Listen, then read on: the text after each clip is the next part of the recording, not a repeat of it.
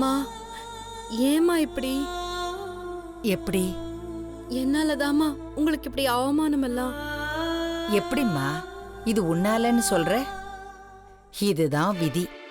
மாயா செஞ்ச கெட்டதுக்கெல்லாம் என்ன நடக்கணுமோ அதுதான் விதிப்படி நடந்துகிட்டு இருக்கு.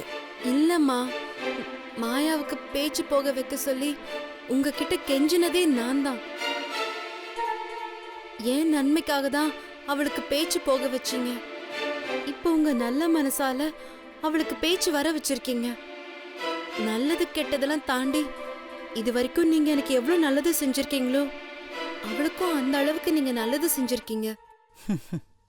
அது பாம்புக்கு பால் வாத்த மாதிரி அந்த நன்றி கெட்டவங்க உங்களை இன்னைக்கு இவ்ளோ கேவலமா பேசிட்டாங்களேம்மா.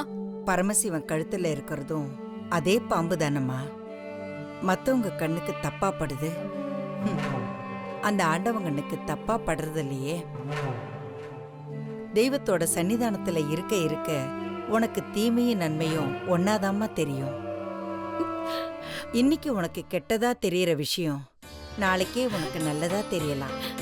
ஆனா நல்லத சந்தோஷமா ஏத்துக்கிற நமக்கு கெட்டதை தாங்கிக்கிற சக்தி இருக்காங்கிறது தான் கேள்வி. நீங்க ஏமா இதெல்லாம் தாங்கணும்? நீங்க ஏமா அவமானப்படணும்? அவமானப்பட வேண்டியதெல்லாம் நான் தானே. எல்லாத்துக்கும் காரணம் நான் தானேம்மா. எனக்கு உதவி செய்ய வந்து இப்போ உங்க நிலைமை. அழாத செல்வி, அழாத. கண்ணை தொடச்சுக்கோ. மறந்துட்டியாம்மா, என்னை இங்க கூட்டிட்டு வந்ததே மாயாதான். ஏய், இது மட்டும் நம்ம கூட இருந்துச்சு செல்வி கருவை ஒரே நிமிஷத்துல அழிச்சிருந்திருக்கலாம். சீக்கிரம் இந்த நாட்டு வைத்தியத்தை என் வீட்டு வைத்தியமா மாத்துற.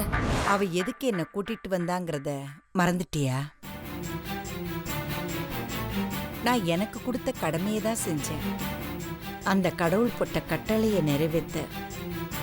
இது வேணா மத்தவங்களுக்கு தெரியாம இருக்கலாம், ஆனா அது தெய்வத்துக்கு தெரியும் இல்லையா? எல்லாமே விதிப்படிதாம்மா நடக்கும்.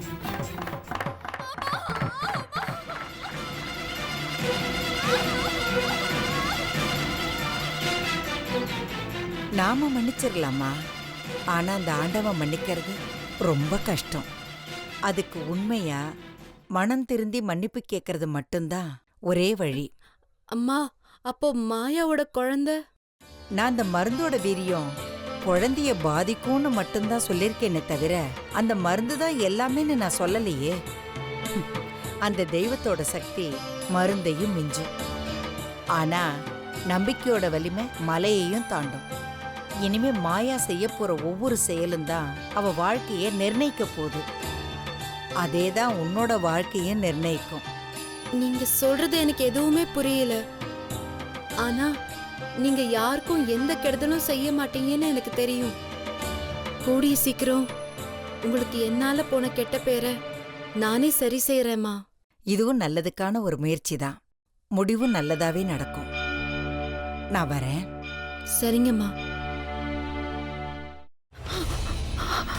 இதுக்கு மேல என்ன சொல்ல போற? சொல்றதுக்கு வேற ஏதாவது போய் இருந்தா சொல்லிடு. அவதான் என்ன ஏமாத்தி எல்லாத்தையும் என்கிட்ட இருந்து பறிச்சிட்டான்னு பார்த்தா நீயும் இப்போ அதே தான் பண்ணிருக்க. ஏன் ஆலியா, ஏன் இப்படி பண்ண? இந்த உலகத்துல பாட்டிக்கு அப்புறம் நான் யார் மேலேயாவது உயிரியே வச்சிருக்கேன்னா அது ஊ மேலதான் உனக்கு தெரியாதா? ஏன் இப்படி பண்ண ஆலியா? உனக்கு காசு பணம் அவ்வளவு முக்கியமா போயிடுச்சு. அதுக்காக நம்ம உறவை கூட மறந்துடுவியா?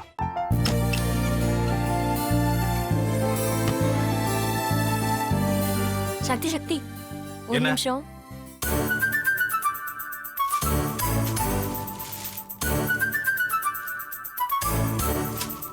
இந்தாங்க.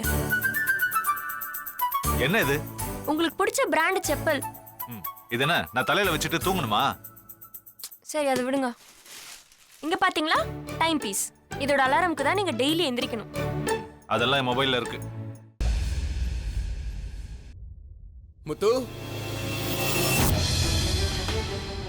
முத்து, என்னடி இவன் முத்துன்னு ஒருத்தைய உருவாக்கி விட்டான். செல்வியை மறப்பான்னு பார்த்தா எப்ப பார்த்தாலும் முத்து முத்துன்னு கூப்பிட்டு இருக்கான். முத்துவ கூப்பிட மட்டுமா செய்யறான், முத்துவ வச்சு என்னென்னமோ செய்யறான். நாம தான் இழிச்சவை மாதிரி வேடிக்கை பார்த்துட்டு இருக்கோம். என்ன முறைச்சு என்ன பிரயோஜனமாயா? உனக்கு வேற குரல் போயிடுச்சு.